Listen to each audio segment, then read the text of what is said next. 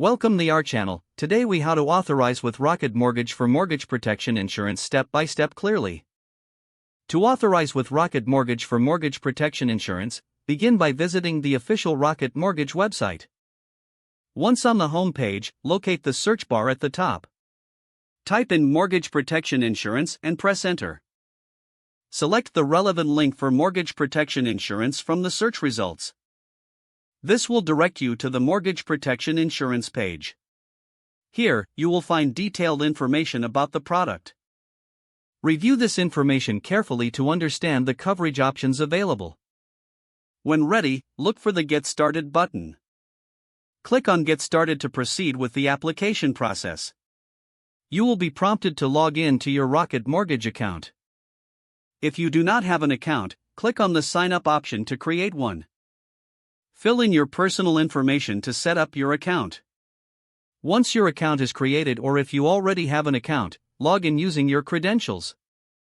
After logging in, navigate to the Mortgage Protection Insurance section. You may need to verify details linked to your mortgage first.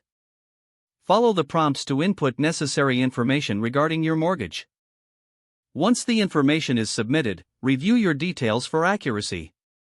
After confirming the information, proceed to the authorization section for mortgage protection insurance. Read through the terms and conditions carefully. If you agree to the terms, indicate your consent as instructed. Submit your authorization request. You will receive a confirmation message indicating your request was successful.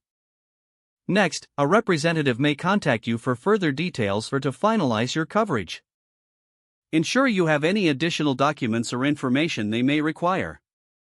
Follow up with the representative if you do not hear back within the specified time frame.